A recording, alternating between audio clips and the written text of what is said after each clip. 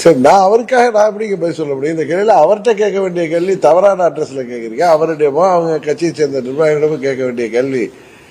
இது அம்மா மக்கள் முன்னேற்ற கழகத்திட்ட வந்து கேட்டா நாங்க எப்படி பதில் சொல்ல முடியும்? சென்னையில வந்து மழை பெஞ்சா பாதாள சாக்கடை தண்ணி வந்து திட்டம் முடிச்சிருச்சு, தண்ணி தேங்காதுன்னாங்க. சென்னையில குறிப்பிட்ட பல்வேறு இடத்துலையும் கவுர்மெண்ட் சரி வேலை செய்ய இடத்துல தண்ணி தேங்குது.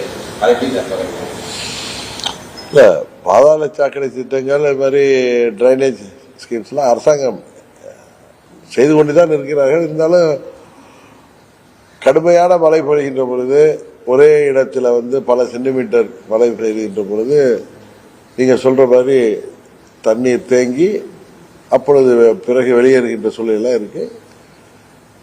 அரசாங்கம் இதை கவனமாக பார்த்து அந்த திட்டங்களை சரியாக நிறைவேற்ற வேண்டும். பருவமழை தொடங்கல, இந்த மழைக்கே வந்து தண்ணீர் 90% பணி முடிஞ்சிருச்சு. மேயர் என்ன சொல்றாங்க, தண்ணியே தேங்காது தண்ணியில் அப்படின்றாங்க. இந்த நவம்பர் மழை ஆரம்பிக்கிறதுமே தண்ணி தேங்குது.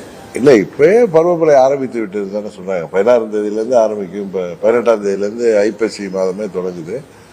மேயர் சொல்வதெல்லாம் நம்ம பெருசா எடுத்து வேணாம். பிராக்டிக்கலா என்ன நடக்குதுன்னு பார்ப்போம். அதை வைத்து தமிழ்நாட்டு மக்கள், சென்னை மக்கள் இந்த தேர்தலில் பதில் சொல்ல போறோம்.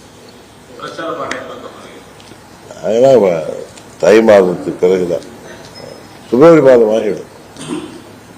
தமிழகத்தில் உங்களோட ஸ்டாலின் முகாம் வந்து எல்லா இடத்துல வச்சிருக்காங்க. அது வந்து இந்த நேரத்தில் உங்களோட ஸ்டாலின் எலெக்ஷன் நேரத்தில் வந்து உங்களோட ஸ்டாலின் சொல்லிட்டு முகாம் வைக்கிறாங்க. இது வந்து இந்த முகாம் வந்து மக்களுக்கு பயன்பெறுமா?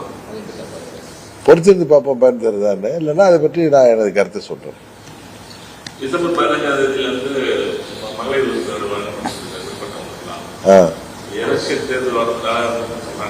இல்ல இல்ல, இப்ப மகளிருக்கு விட்டு போன மகளிர்களுக்கெல்லாம் எல்லோருக்கும் உதவித்தொகை வழங்கப்படும் என்று அரசாங்கம் அறிவித்ததை நானும் பார்த்தேன். அது மாத்திரம் இல்ல, அரசு ஊழியர்கள், ஆசிரியர்கள், பகுதி நேர ஆசிரியர்கள், போக்குவரத்து தொழிலாளர்கள் மற்றும் மின்சாரத்துறை ஊழியர்கள், மாற்றுத்திறனாளிகள், விவசாயிகள், மாணவர்கள், இளைஞர்கள் என அனைவருக்கும் தேர்தலுக்கு முன்பு 21 சட்டமன்ற பொதுத் தேர்தலுக்கு முன்பு திமுக கொடுத்த வாக்குறுதிகள் அனைத்தையும் நிறைவேற்ற வேண்டும் என்பதுதான்